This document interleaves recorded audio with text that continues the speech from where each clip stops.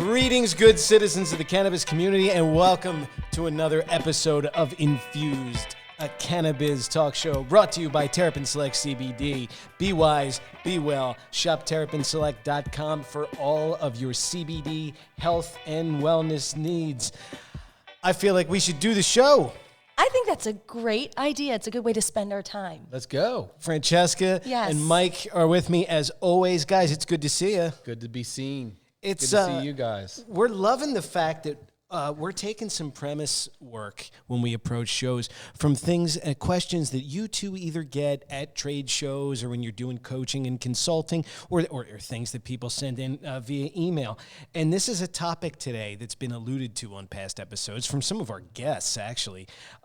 But what we are going to let Mike and Francesca do is talk today about what to look for when you're picking a dance partner on the dank, dark dance floor that is the cannabis space. Guys, you willing to give us your expertise today? I don't know if I at least personally could say we have expertise in. We have experience that I'm happy to share. But I don't know that if it's is expertise. Well said. Yeah, I don't, just as partnerships is a loaded word, and we're going to be covering that, expertise may be a little loaded here. Experience, absolutely. Insights, thoughts, opinions. We love to give. Right. And to correct me, I guess, too. I'm using the wrong verbiage in that sense. I'm kidding.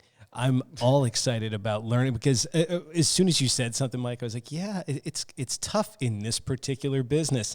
Partnering up with somebody, my God, everything can look great. People can have the best intentions, but my God, it doesn't always work out. So as far as just in a general sense, when partnering up with someone in business, how do you know if it's a good idea from the get-go?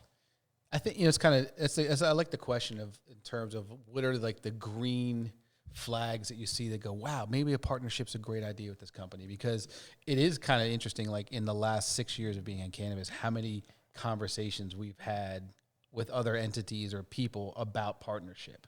In other business, it just doesn't happen that much. Yeah. And so I think like certain things that you see that immediately, like, when Francesca and I were involved in it, that kind of said, hey, let's have that conversation, is that you typically do get a vibe and a sense that you're on a parallel path with them in some ways. Like both businesses working together is a cumulative impact, and it's a 1 + 1 = 3. And if we, combine our forces, that it's good for both, and that's good for everyone.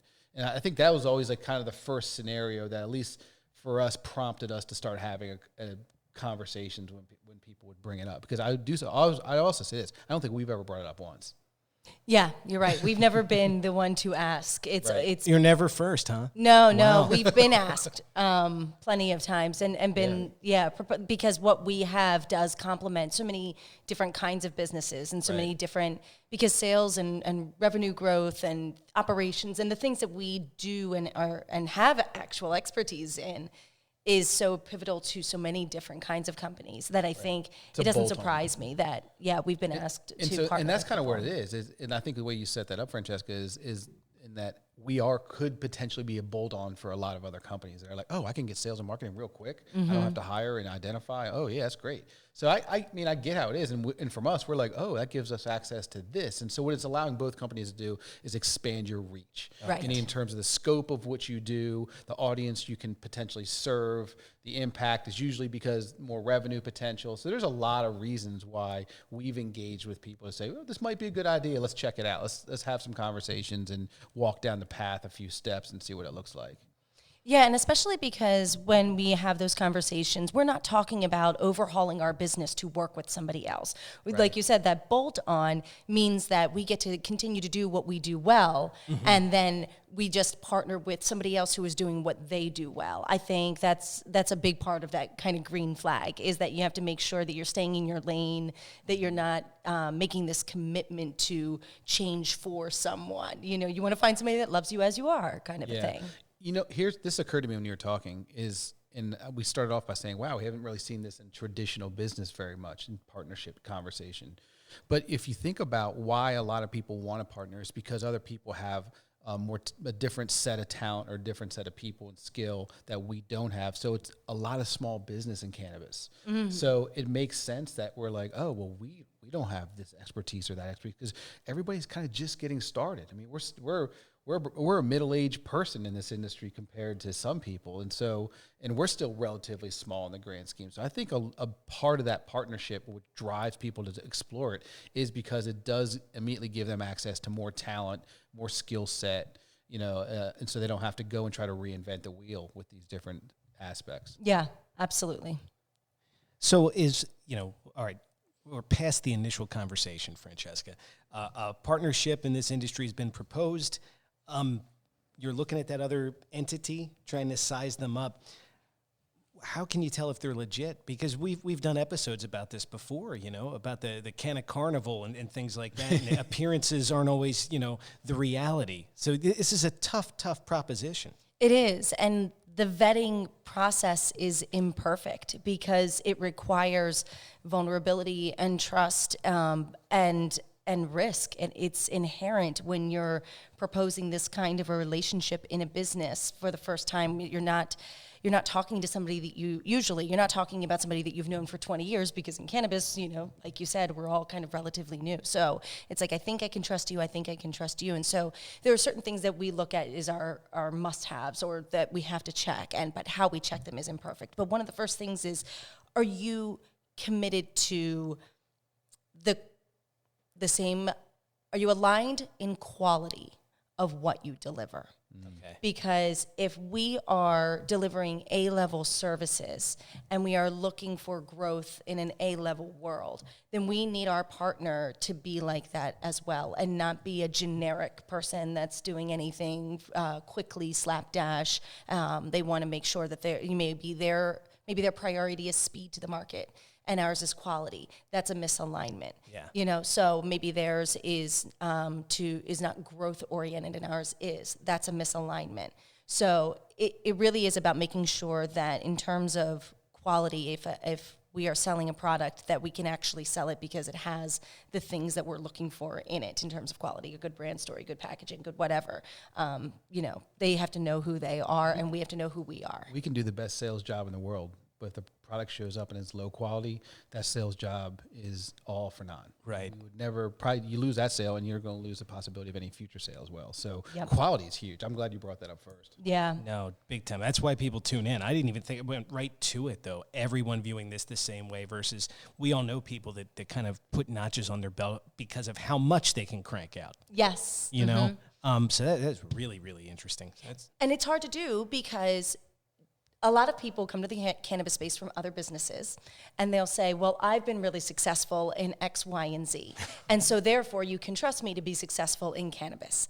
And that is usually a kind of, we're in some dangerous territory there, because it's possible that that's true, but the assumption that 1 equals 1 there is really No a misalignment. The fact that you can't go in to cannabis industry with the same assumptions, with the same tactics, with the same vision as you go into traditional markets. So when you get somebody from a traditional market that doesn't understand the cannabis market, that's going to be a disconnect in a partnership. And so we have to make sure that when we're partnering with people in cannabis space, they are fully committed to the cannabis space, that they are really a part of this, they understand it and the speed that it works at and the values it has and the challenges that you face in it.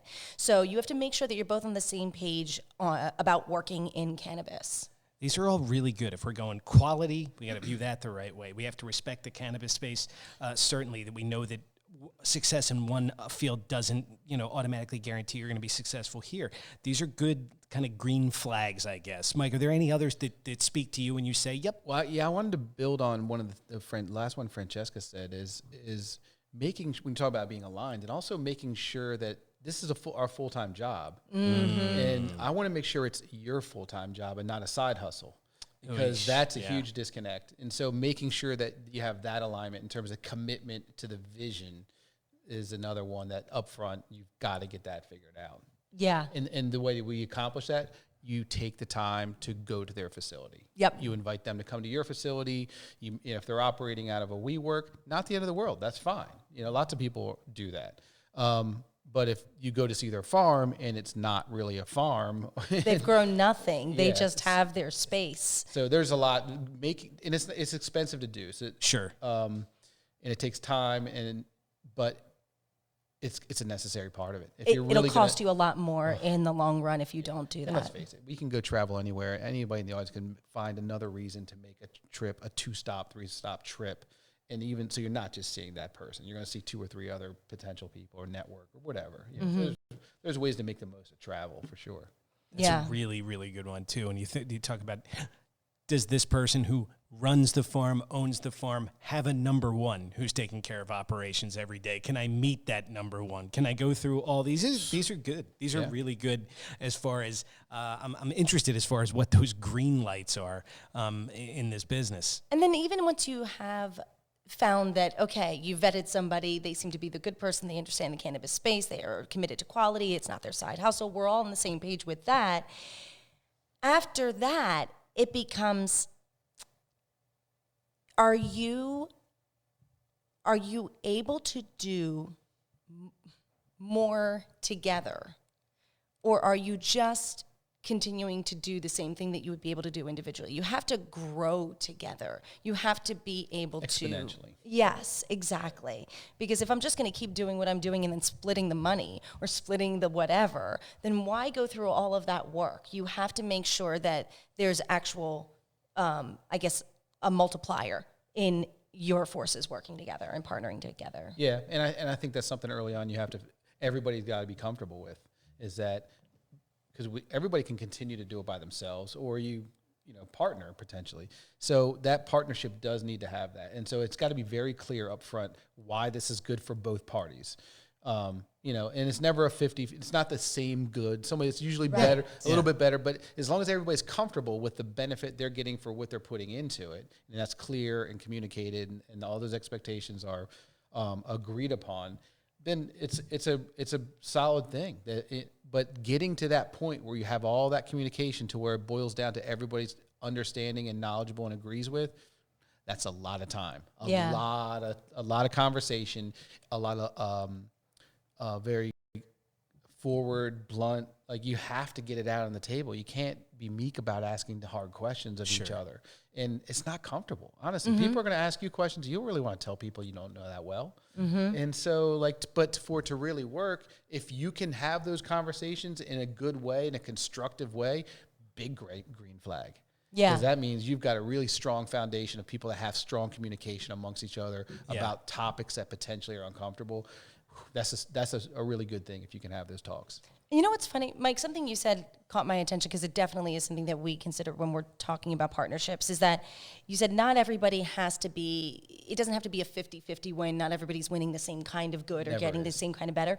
What we've seen is that in partnerships, and the ones that make sense, that work, there's definitely some maybe short-term gains for one party, and what you're really looking at is the long-term gains, because it's like, oh, okay, so we'll have to have this much skin in the game, but the payoff down the road, if this works out, is going to be so worth it. And maybe somebody else's gain is short-term, without having, you have to balance it out. You have to look at the short and long. ROI and how long that goes on for.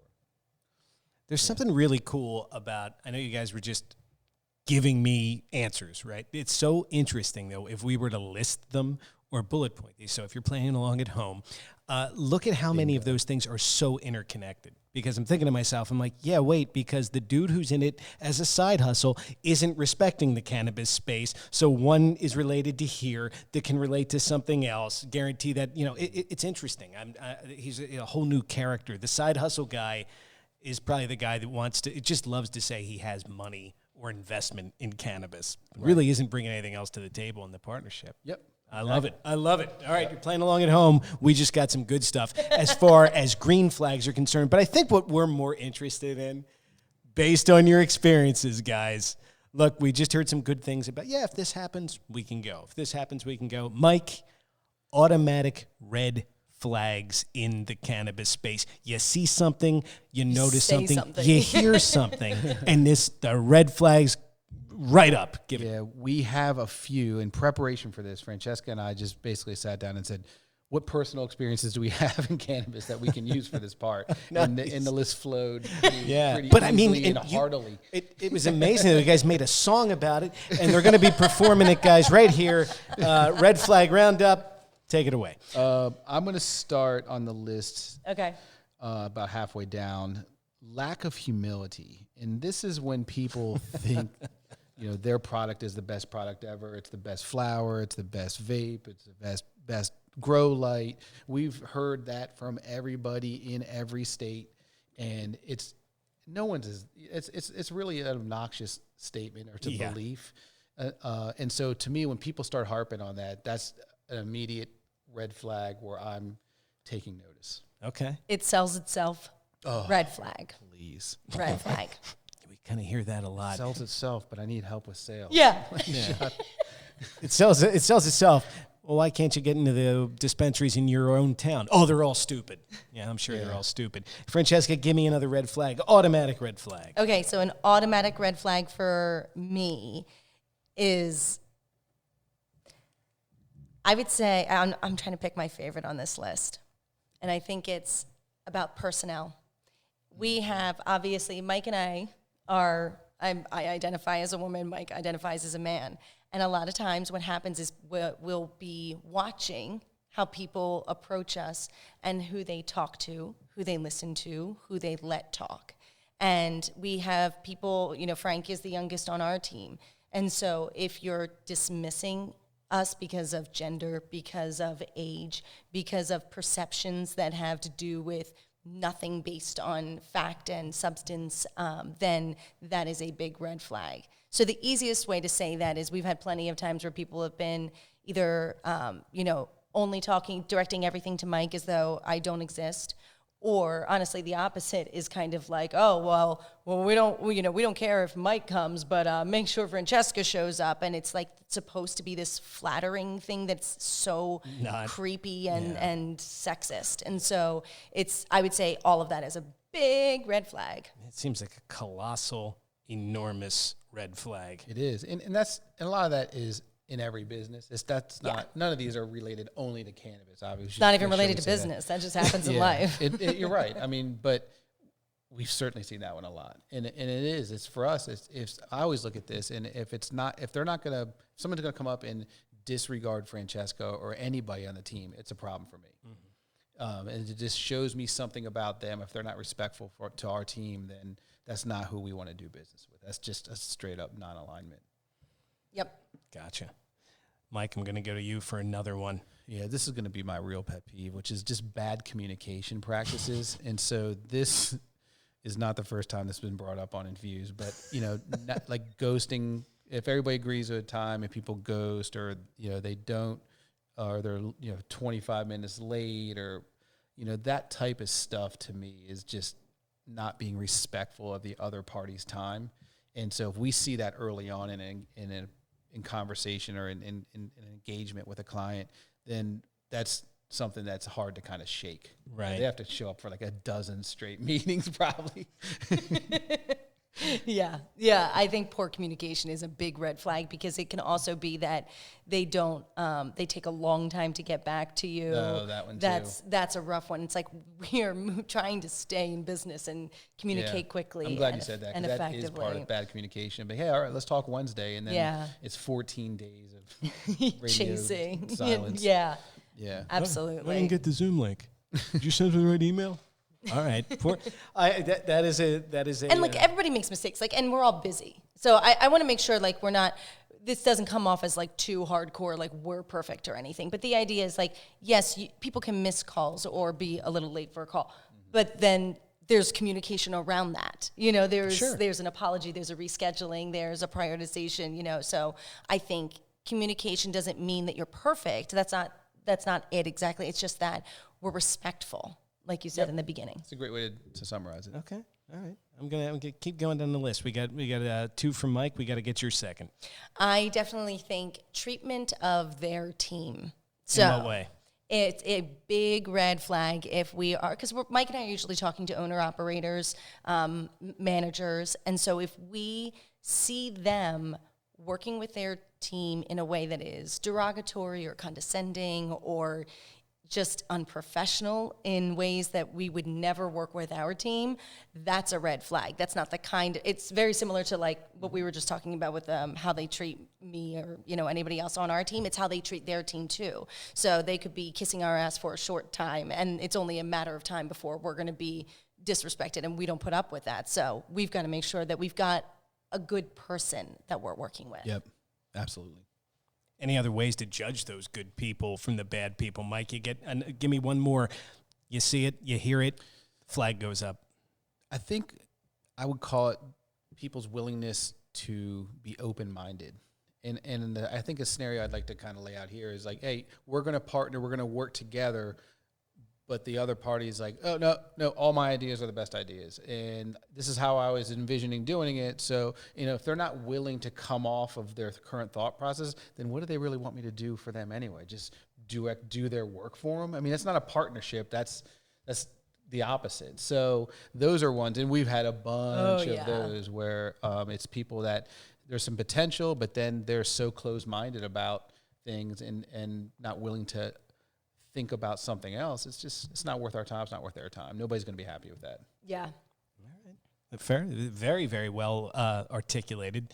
And then let's get one more from you, Francesca. You got something that really sets you off? I do. Well, it's an interesting one because it doesn't set me off, but it's still a red flag. And I think that if one member of the partnering team is shielding the rest. And so it's the idea that like we can't get to everybody or they're never to blame. There's never acceptance of responsibility, or there's never a way to like connect with them. If you have like any kind of block up from our party to your party, it's a red flag. Mm-hmm. It's not a partnership. Yeah. Yeah. Yeah. It's a controlling person trying to do something. Yep. Is there ever something from the two of you and your travels? Is there ever something that you maybe witness? Like you say, whether you're grabbing a drink or you go out and you're in like a meal setting. You ever see something and notice about like something? Lots. Yeah, red flag. Well, I mean, there's the most obvious one for me is if somebody's rude to servers, hosts, anybody that to restaurant personnel, then that's a big red flag. And that's something we do when we're hiring people. Yeah. If somebody's close to the finish line, all right, take them out to lunch, see how they act. Do they know how to eat with their mouth closed, or are they going to be rude to the waiter? So it's totally wasted at their interview lunch, which definitely has happened. But that's one I think that's one I think I would lean towards. Yeah. Yeah. Absolutely. Treatment of staff. I was always wondering if you could just size things up and somebody gets their order and it's not what they ordered and they're just like, yeah, this is fine. Can you take something from that? I definitely. What are you think willing you to can. accept? Yeah. What are you willing to accept? How do you correct mistakes? Are you able to be patient? Or yeah. not? Yeah. There's a lot. Can you be? Really it's about manners, but an assertiveness and handling problems. I mean, there's so much when you're talking about social settings and dining out and bars and everything, because that tells you everything you need to know about that person and sends up a million red flags if they can't handle themselves. Yeah. And I think you said it earlier, Francesca, like, it's those things are different. The person's different than you. We're different than them. Everybody's sizing each other up. And different is fine. Mm-hmm. Because it helps, of course, to have a broader view of the scope and of the market and everything else. So it's not the difference bad. It's just a difference you have to look at and say, is this going to be a problem for us to work together? Is this so different that I can't get past that? Or that it's going to inhibit the potential of this endeavor? Yes. That's what you're really kind of gauging, I think. And is this a difference and what is this difference? Is it a difference in character, in habits or manners or values or deep culture or, all of those things? It's like there are things that are, like you said, different but not bad. And then there are things that's like, different but bad. Yes. Well, because think about that. I mean, to really pull off a partnership, it's a very, very time consuming. And it's also very expensive because you need to get your lawyers involved. They need to get their lawyers involved to really do it right. So you don't want to take that lightly, because the opportunity cost of doing it wrong is significant in terms of the amount of wasted time and wasted money. So it's nothing to be rushed into. Time is your ally in this one, because you don't want to do it wrong. And so that's, the other red flag that we had is if somebody's too eager to do a partnership, Yes. and they're like, yeah, definitely, yeah, let's talk again, and they're trying to fast track it. Pump the brakes. Big time. Don't let anybody pressure. If they're trying to pressure you, then what is it that they don't want you to know or see before you make the decision? Exactly. That's always my question. That's really interesting to bring up, particularly at this stage of our discussion today, is rushing to get into this thing, because I think that some of our listeners, whether they be kind of curious or industry people, would probably be asking, well, the next thing is, well, do we really need to partner up in this industry? Right. Is it really necessary, or can you fly solo? And Mike went right to a point where he said, well, if you better have the time and money to put into doing it right. And I guess that's point one. How else can we tell? Is the partnership a necessary thing? I think it's about knowing that there are alternatives to partnerships. There's outsourcing work. There's just hiring. There's referrals. There's all kinds of other relationships to be had in business that can serve the gaps that you think need to be filled in looking for a partnership. So a partnership is not and I mean that in like a legal business sense, like a partnership is not the only option in the industry. You're right. And I think I would add to that by saying that we've seen how flimsy any contracts are in cannabis, especially. So before you spend the money for an expensive cannabis attorney to draw that up, just do an informal agreement. I mean, that's how you get started. Have a handshake agreement that says, here's what we're going to do, here's what you're going to do. Let's have check-ins to make sure everybody's comfortable with how it's progressing.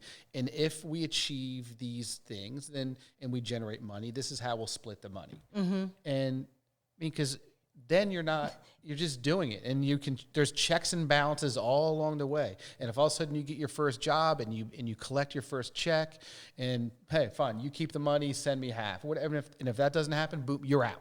Mm-hmm. You're out before you're in too deep. Gotcha. And I think that's how for us, I think that's what we've already decided on. Is like, hey, there's ways around this. It's just a matter of being creative and to come up with a scenario where both parties can walk before you run, and especially before you run with shackles on each other.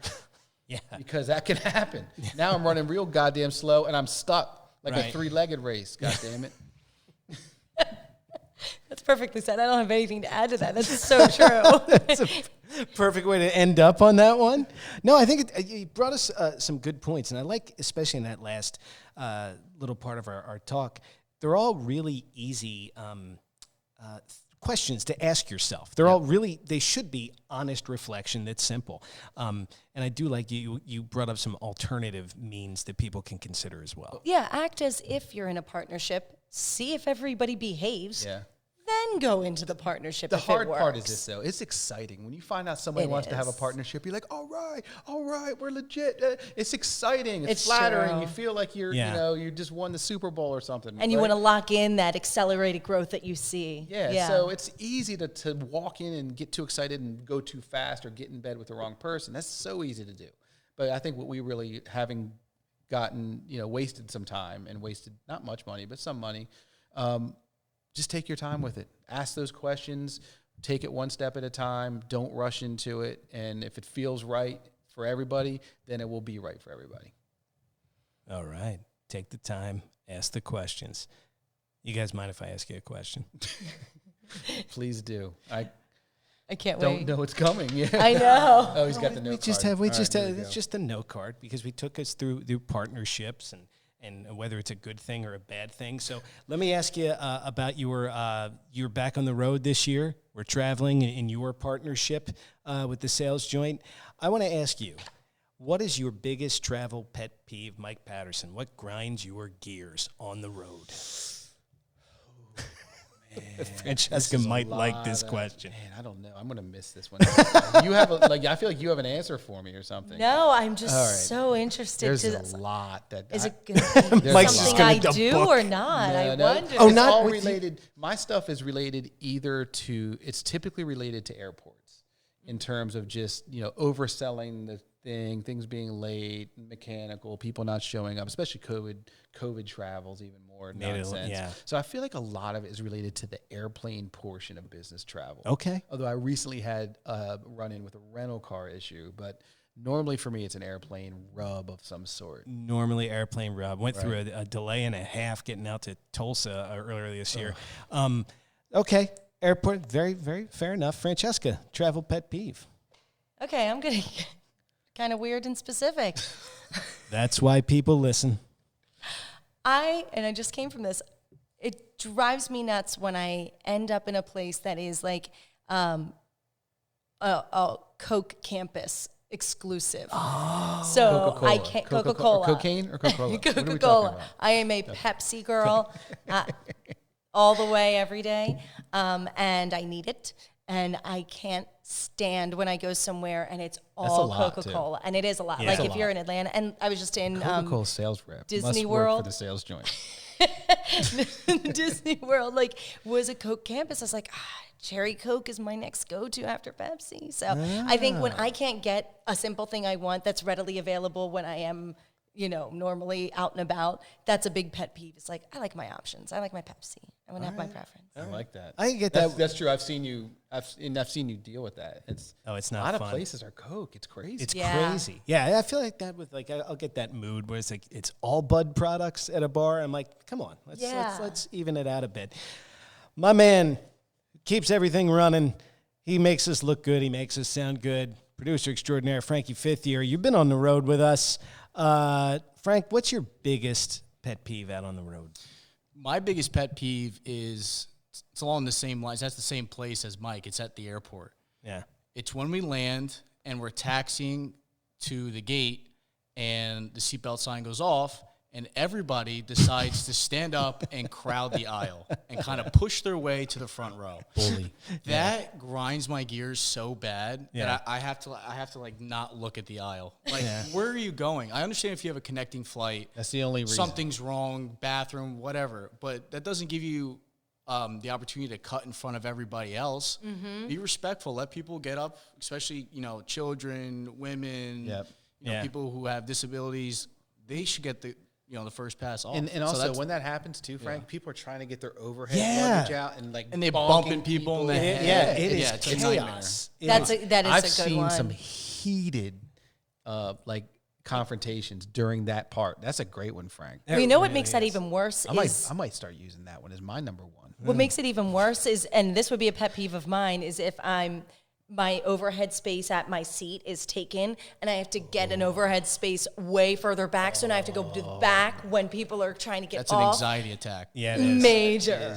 That is is a major one. I had to do that last flight, and I was pretty stoned. So it made it even more. It made it even more challenging, if you will. Yeah. But I have information that said that's not your biggest travel pet peeve. It says here it's when your coworkers text you to get up and come running with the chain smoking client from Spokane. That was the weirdest text I've ever received. I was thrown like in a whirlwind. I'm like, there is no way.